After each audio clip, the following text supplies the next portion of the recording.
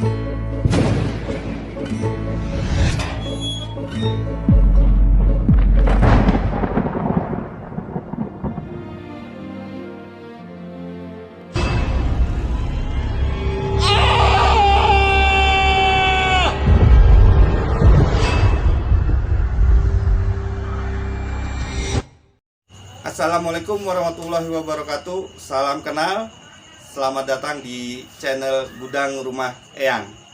Ya, gua Ferry, gue Danu. Kita akan berbagi pengalaman cerita-cerita horor. Nah, tetap di Gudang Rumah Eyang. Pada tayangan perdana malam ini, kita akan mendengarkan cerita horor dari diri kita pribadi. Nah, sekarang kira-kira siapa nih yang mau cerita duluan? ya, Lo apa gue? Kisah. sweet aja, sweet. Oke, Sweet ya. 1, 2, 3. Soal apa Jepang nih? Iya, Jepang. Jepang ya, Jepang ya. Itu Jepang nih, Itu Jepang. oke. Jangan salah. Oke. 1, 2, 3. Wah, ternyata ane kalah. Gua nih. Nah, ente duluan deh. Oke deh. Ya, coba ente mau berbagi kisah apa? Kisah pengalaman ya. Ini nanti yang menilai kan yang dengerin ya. Seru apa enggaknya gitu nanti komen. Ini cerita tentang zaman kira-kira 17 tahun yang lalu, 18 tahun lalu waktu masih kuliah. Nah, ini cerita tentang kos-kosan. Jadi Di daerah mana tuh? ini di daerah Bogor lah. Daerah Bogor. Ada dulu ya. Dulu gue kuliah kan di Bogor. Ya. Nah, itu adalah pengalaman nih. Mudah-mudahan bisa didengerin nih. Jadi semester 1 dulu gue masih di asrama. Nah, ada cerita juga tuh di asrama, tapi nantilah dibahas ya. Nah, tahun kedua mulai tuh kita harus pindah atau cari kosan sendiri. Nah, di situ gue sama temen gue kebetulan satu jurusan, anak Jakarta. Nah, itu nyari kosan. Nah, kita cari tempat yang satu strategis ya. Strategis, jadi mudah untuk dijangkau. Yang kedua nggak punya jam malam. Nah, kita cowok-cowok nih ya, laki-laki semua. Kebetulan juga di tahun kedua banyak tugas, jadi biasanya tuh selesai jam 12, jam 1. Nah, kita cari kosan-kosan yang nggak punya jam malam gitu, karena ingin lebih bebas ya, untuk pulang setelah mengerjakan tugas gitu ya.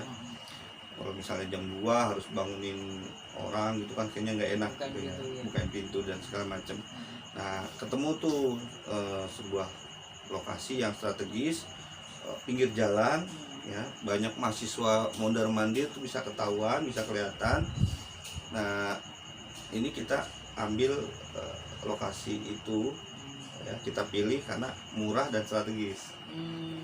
Nah, murah dan strategis. Nah, bentuknya kayak persegi aja gitu, jadi begitu masuk kayak ada gang, tapi itu bukan gang, emang jalan masuknya, jalan masuk parkiran gitu ya. Nah, ini bentuknya kayak huruf L bangunannya. Nah, kita di sisi L-nya. Nah, jadi kalau kita berdiri di pintu itu langsung kelihatan jalan raya atau jalan utama tempat mahasiswa mondar mandir lah. Ya, jadi itu rame sebenarnya, rame gitu di tengah jalan utama lah gitu ya. Nah, cuma kita baru berasa itu justru setelah kita keluar dari kosan setelah pindah. Waktu tinggal di situ gak terlalu berasa sih sebenarnya.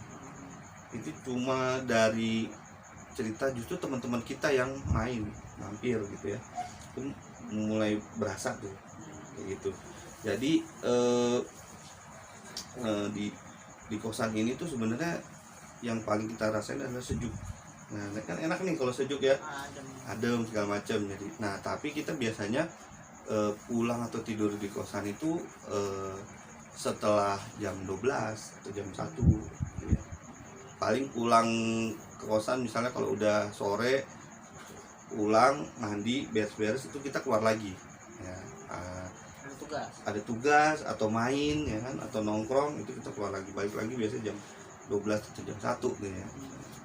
Jadi udah biasa tuh. Nah, Dan kita juga nggak terlalu khawatir karena memang di pinggir jalan, depannya pun warkop 24 jam. Jadi merasa aman, rame gitu kan. Nah, kayak kita biasa kita tunggu capek baru kita pulang gitu. Tapi mungkin itu udah sebuah tuh petanda juga harusnya ya. Jadi kita nggak betah gitu kan, kayak nggak betah gitu. Nggak betah lama-lama di kosan, keluar mulu pengennya gitu kan. Nah tapi kita nggak berasa itu, justru teman-teman kita yang numpang gitu ya. Karena kan, ya karena sudah malam, setelah lewat jam 12, jam 1. Kalau untuk pulang ke rumah kan bisa jauh tuh dari kampus itu kan masih ada perjalanan lagi untuk pulang ke rumah tuh teman-teman, biasanya ada yang 1 jam, setengah jam gitu kan. Jadi teman-teman cowok, sama ada yang paling sering tuh cowok teman kita juga, dia terpaksa harus tidur di kosan itu, di kosan kita gitu ya. Nah kita cuman ada satu tempat tidur, tapi di bawahnya bisa ditarik. Jadi ada kasur tambahan, jadi berdua kan, yang satu lagi bisa bertiga di atas atau berdua di bawah. Nah di situ tuh, nah teman kita tuh merasa dia nggak nyaman gitu kalau nginep di situ, tapi ya udah malam ya dipaksa-paksain aja, nyaman-nyamannya aja. Nah yang paling sering dia cerita tuh katanya kalau dia mandi pagi-pagi kan, mandi tuh pasti pagi-pagi dia. Nah dia sebenarnya orangnya juga resik gitu, jadi kadang pulang tuh pengen mandi dulu nih, kayaknya gerah gitu. Nah dia merasa kalau mandi tuh kok kayak ada yang matiin gitu. Nah kamar mandi itu di dalam kamar, jadi bukan di sisi bisa nggak doyan.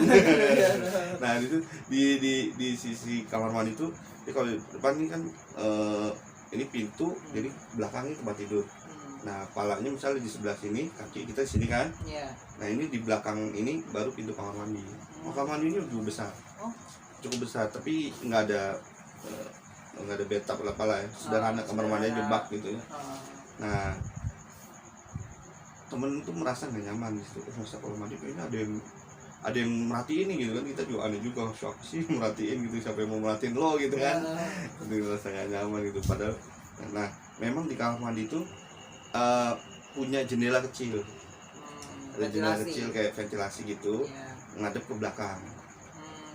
Nah di kamar juga ada jendela, tapi kita selalu tutup belakang karena kita memang merasa nggak nyaman. Jadi kayak di gudang rumah yang juga ini kan, belakangnya kan ada tanah belakang gitu kan. Belakangnya itu baru kosan lagi. Nah dari jendela sampai ke tembok, nah itu ada tanah kosong dan beberapa pohon, kalau nggak salah ada pohon pisang juga gitu. Nah jadi kebun gitu kan. Kita nganggapnya kebun lah, pokoknya kebun keluarga gitu kan. Tapi nggak bakalan ada orang yang lewat juga ke situ karena itu jalan buntu. Nah cuman ya yang kita bikin pertanyaan juga sampai sekarang, kalau misalnya pun itu kebun, kenapa nggak karena kan di sana sudah banyak kosan nih berdiri, kenapa nggak dirubah dijadiin kosan gitu kan, lebih berfungsi atau apa gitu. Nah iya, dugaan kita sampai saat ini biasa berarti jangan bukan kebun di situ. Nah di situ bisa jadi ada sesuatu makam maksudnya. Tapi kita belum konfirmasi lagi ke sana gitu kan, karena sampai selesai ya udah temen tuh merasa gak nyaman, dingin gitu kan, cuman sekedar itu aja gitu. Tapi merasa nggak nyaman tuh sering gitu ya. Nah kita cuma bertahan 1 tahun di kosan itu 1 tahun dengan merasa ketidaknyamanan yang makin lama karena selain kita juga udah selesai tugas dan segala macam gitu ya, kita mau cari lagi tempat suasana yang berbeda. Kalau ente sendiri pernah nggak ngalamin satu hal yang ganjil di kosan itu? Enggak ya, cuman emang karena nggak peka ya, mungkin nggak peka juga ya. Tipe aneh kan, gue ini nggak peka nih, jadi nggak merasa ada sesuatu gitu kan. Tapi emang kalau merasa ada tikus dulu di gudang. Nah itu nggak berasa, tapi ya kalau ada yang nggak enak emang merasa gitu. Kalau sendirian tuh emang nggak nyaman di nggak situ. nyaman, kayak ada yang matiin. Makanya kalau tiap Sabtu Minggu pas Pasti. pindah pulang Oh, pulang ke rumah. pulang ke rumah jarang banget kan, kita berdua tuh. Kalau nggak teman gua balik, gue yang balik gitu. Jadi dua-duanya pasti pulang ke rumah gitu kan, karena dekat kan dari Bogor ke rumah. Iya, Tinggal 2 jam gitu kan, kita balik gitu. Nah yang lebih seru lagi yang rumah atau kosan kedua. Oh, setelah pindah dari situ. Setelah pindah dari situ. Oh, iya, iya. Nah jadi kosan ini juga kita pilih karena strategis satu, tapi strategisnya berbalik dengan keadaan yang pertama. Iya. Kalau yang pertama kita cari yang rame. Rame. Nah udah masuk ke tingkat ketiga, mata kuliah juga bisa dibilang lebih slow, lebih santai. Jadinya kita cari yang suasananya lebih tenang, kondusif, Iya. kan? Nah kita ketemu nih kosan jauh dari keramaian, justru dari keramaian, tapi ini di pinggir jalan yang bisa dibilang jalur tengkorak. Nah, ini jalur tengkorak dari Jakarta ke mana tuh ya namanya, daerah apa namanya, Jalan Raya Bogor. Provinsi Bogor yang tembus ke Banten. Ya jalan provinsi. Jalan provinsi. Nah itu jalur tengkorak tuh, karena ya namanya truk apa tuh lewat situ. Iya, truk besar gitu ya. Itu lewat situ tuh. Itu jalur, wah nyebrang aja ngeri. Gitu ya. Itu ngeri. Nah itu kita ketemu satu tempat, ada rumah, kanan kirinya tuh masih dulu tuh masih ada rawa, masih ada sawah. Oh, iya, iya. Nah ini depannya pun masih sawah. Dulu itu depannya itu kebun milik buat praktek mahasiswa, itu udah kebun, jadi nggak ada orang di depan situ gitu. Nah kita ketemu rumah, begitu masuk aja itu udah dapet suasananya rumah kuno lah. Itu kosan kita dulu, iya rumah kuno. Jadi udah lama rumah itu ada gitu di situ. Iya. Udah lama banget rumah itu, dari bentuk ya, dari suasana itu. Jadi kalau masuk aja itu kanan kiri tuh masih kebun waktu itu. Lebih kayak taman lah, taman. Nah, dulu waktu pertama kali datang, taman itu sebelah kiri tapi taman anggrek. Jadi di atasnya tapi kan ditutup kayak net ya, net hitam itu yang buat teman, yang buat taman-taman jaring itu ya. Nah itu jadi gelap kan ke bawahnya. Itu situ tuh tanaman anggrek tuh. Kebetulan ada kakak kelas emang minta izin sama yang punya kos buat dijadiin praktikum dia sendiri, buat penelitian. Itu tanaman anggrek tuh di situ. Nah dari situ baru ketemu rumahnya. Ini ada pintu gerbangnya, ruang tamu di situ, ruang tamu. Nah kosannya itu ke samping sama di belakang. Nah, jadi yang depan itu rumah yang punyanya. Nah di samping sama di belakang itu baru kosan, ada kamar-kamar. Nah yang samping ini baru, jadi ada 3 kamar juga. Ya, nah itu kebetulan isinya temen gua yang di kosan yang pertama sama yang suka nginep. Oh, jadi bertiga gabung. Iya, jadi bertiga. Jadi sama yang suka nginep, jadi kita satu kamar. Masing-masing. Tapi jejer, iya. Ya masih berhubungan. Nah itu pintu masuknya dari samping. Nah kalau kita udah masuk belok ke samping, itu ketemu kolam dulu kita. Jadi abis dari ketemu tempat gelap, kebun-kebun, ketemu kolam dulu, kolam ikan. Udah kebayangkan ya suasananya tuh. Iya. Jadi kalau mau masuk, kolam ikan, nah di ujungnya masih ada taman lagi. Nah baru belok ke kanan, nah di belakang rumah itu ada kamar-kamar kosan. Berarti jumlah total penghuninya kosannya waktu itu nggak banyak lah, kita hitung paling ada 7 orang. 7 orang. Ya. Berarti kosannya 7 orang. Ya, kosannya 7 orang, 7 kamar. 7 kamar berarti full ya. Full. 7 kamar. 3 anak angkatan gue semua, teman-teman gue jurusan. Yang lainnya kakak kelas. Nah, itu dari suasana aja kita pilih karena itu tenang, adem.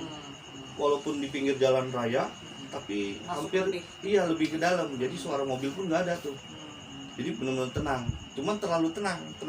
Oh gitu. Iya. Jadi benar-benar suasananya lebih ini lagi. lebih angker lah kalau orang, nah, dari luar pun orang bilang itu angker. Tapi buat kita waktu itu nyaman, nyaman, adem gitu. Dan di dalam tuh ada kakak kelas juga kan. Kita pikir oh iyalah wajar lah, dan bersih. Nah, jadi kita enak nih tinggal di sini gitu. Nah cuman itu yang paling sering kita dengar cerita adalah dari kakak kelas kita yang satu kosan gitu ya.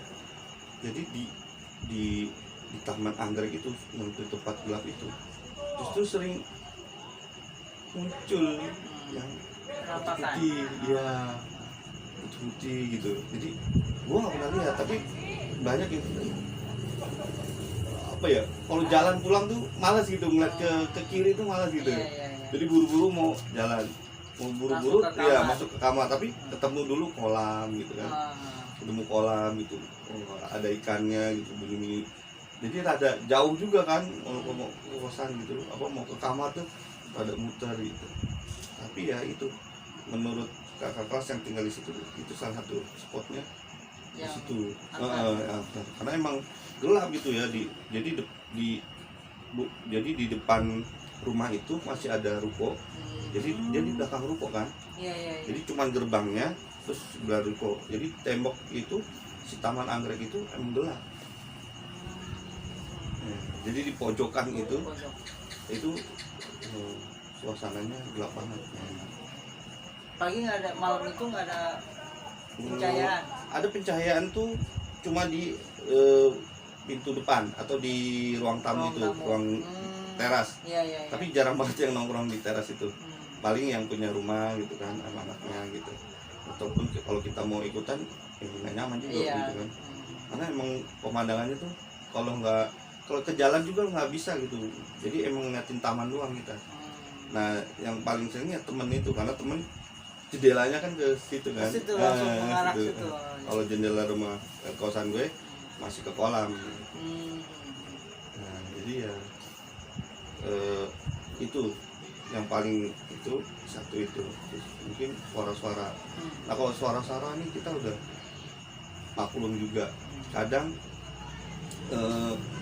si ibu kos sendiri gitu ya, si ibu kos sendiri itu ngerasa tiba-tiba kan kalau malam tiba-tiba ada yang nyalain lampu, kita kelihatan nih di kamar nih kan, ada apa nih gitu kan. Nah itu pernah tuh suatu malam tuh ibu kos tuh tiba-tiba nyalain lampu gitu kan, tek gitu kan. Ada apa gitu itu. Itu dapur tuh kayak ada yang makan gitu. Makan ya, makan gitu ya.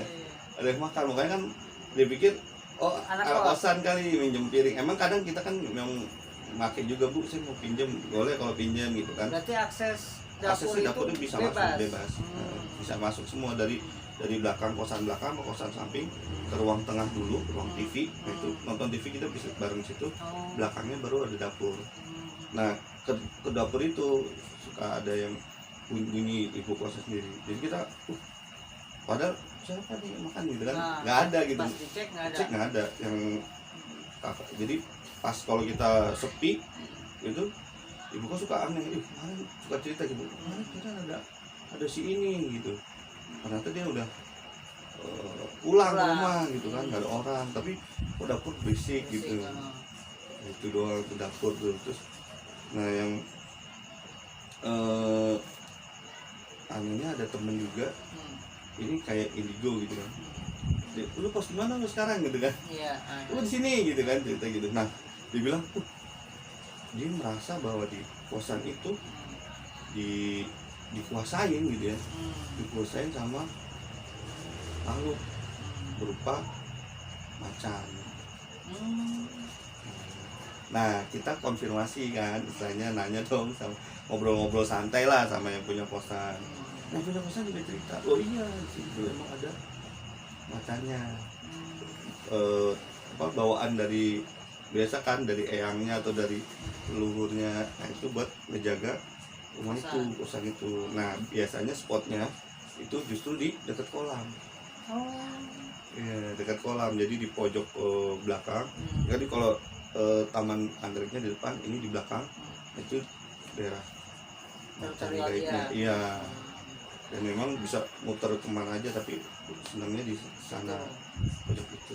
Nah gue nggak pernah tuh ngerasain kayak gitu. Tapi emang kalau merasa nggak nyaman gitu kan, mendingan pulang atau main kemana gitu ke kosannya gitu. Karena kita sering bertiga dari dulu di tempat itu, ya udah ngobrol bertiga sampai malam segala macem kayak gitu. Ngerasain yang paling yang ganjil-ganjil kayak gitu. Tiba-tiba apa ini kosnya lain gitu kan, kita pengen ngecek ini pasti cerita kayaknya ada yang makan deh, ada yang satu gitu, karena nggak ada orang kayak gitu. Rasanya seperti itu. Dan yang paling ingat juga waktu itu, jadi habis kecelakaan, ada orang kecelakaan di jalan raya, motor jatuh gitu. Nah kan kita ngobrol ya, biasa karena orang Indonesia kan jadinya lebih seneng bergosip setelah ada kejadian gitu. Nah ini kecelakaan, nah di depan ruko kosan kita ada ruko jamu 24 jam juga. Ya, jadi kita jadi ya di tempat itu. Jadi kita selalu punya orang yang nungguin 24 jam gitu kan. Nah jadi ketika ditanya, Mas kenapa jatuh gitu kan, kenapa bisa jatuh gitu malam-malam gitu, emang tuh jalan lurus tapi rada menanjak. Nah itu nanjak di ujung atasnya itu kampus. Nah kita jadi jauh di belakang, sepi banget deh itu. Nah, itu orang jatuh. Nah kata si orangnya, dia jatuh karena ada yang nyebrang menuju kosan. Mau masuk kosan. Cepet banget kata dia, cepet banget. Dan itu makanya dia kaget tuh. Nah dia bilang kosan yang masuk kosan tuh perempuan. Padahal pada saat itu perempuannya itu cuma satu, anak kosan cuma satu, sama ibu kos ya kan, sama anaknya SMP. Jadi nggak mungkin ada perempuan dewasa juga gitu kan, yang rambutnya panjang lah katanya gitu. Ini enggak, yang rupanya ibu kos doang gitu. Ibu kos doang. Penghuni kosan nggak ada. Penghuni kosan nggak, pendek. Nah itu dia jatuh karena ngeliat ada yang masuk ke rumah itu. Dia jatuh makanya kaget. Nah si tukang jamu juga kadang kalau misalnya bikin gitu kan, suka ngerasa kok ada yang lewat gitu, masuk gitu. Masuk mas, pasti masuk gitu. Dalam gitu. Nah kita juga siapa gitu. Jadi katanya kalau dilihat dari depan tuh, dari pintu gerbang, jadi nggak buka gerbang, tapi masuk ke area taman bunga. Anggrek tadi. Iya. Itu makanya apa ada siapa yang lewat itu masih misteri itu buat kita juga. Iya. Jadi kosan itu karena mungkin sudah bangunan lama gitu, dan ada mungkin itu tadi bawaan dari orang tuanya yang punya gitu ya, itu ada di situ. Yang paling sering ini atau kaget itu. Paling ekstrim apa ya? Nggak ada sih. Paling sekitar itu iya, aja. Sekitar Jadi gitu aja. Penampakan di Taman Anggrek itu iya, ya. Taman Anggrek itu. Dimana kayaknya seakan ada sosok kunti kali. Iya. Nggak tahu juga. Karena putih gitu. Karena yang jadi kalau misalnya teman-teman gue yang satu kosan mau cerita ke sini mungkin bisa diceritain pengalamannya. Karena waktu itu ente nggak menyaksikan sendiri. Menyaksikan sendiri enggak? Karena ente nggak terlalu peka, dan emang ya itu kalau pun merasa nggak enak, langsung nyari alternatif lain gitu kan. Entah pergi atau kalau bisa tidur lah gitu kan. Gitu. Karena emang jendelanya kan di kamar gue itu gede ya, tapi gue tutup hordeng tuh bisa gede-gedenya gitu. Jadi gede itu jadi biar nggak kelihatan kalau gue jadi kalau gue pilih kalau misalnya timbul rasa takut itu gue lebih tutup aja tuh semua tuh biar nggak kelihatan apa-apa, terus gue tidur gitu. itu yang paling rasain begitu. Jadi nggak harus gue langsung lari, gue nggak pernah tuh ngalamin. Tapi emang kalau ngeliat gelap kanan kiri gitu, mendingan nggak ngeliat gitu kan. Jalan aja jalannya gitu, bablas gitu. Ya gitulah kisah tentang kosannya. Mudah-mudahan ini bisa buat koleksi teman-teman ya, cerita horor tentang kosan. Nah, kita akan terus tambahin cerita-cerita pengalaman kita juga yang mungkin lebih horor lagi setelah ini di episode-episode yang lain. Ya kira-kira gitulah penggalan kisah dari Ferry teman kita ini tentang kosannya waktu itu di daerah Bogor. Ya. Nah sedangkan Anda pribadi ini juga punya cerita sebenarnya, tapi kita akan berbagi cerita di episode selanjutnya aja ya. Karena lebih udah, seru ya. Karena ini udah terlalu malam buat kita. Ya. Tadi banyak yang lewat-lewat ya. Tadi juga banyak. Boleh komen tuh, tebak siapa aja yang lewat. Kira-kira siapakah yang sekelebat ataukah mbaknya, mbak putih-putih tadi. Ya udah, kita lanjut lagi di episode selanjutnya dengan kisah-kisah yang lain dari kita nih, atau teman-teman yang punya kisah-kisah horor. Boleh share di sini di Gudang Rumah Eyang.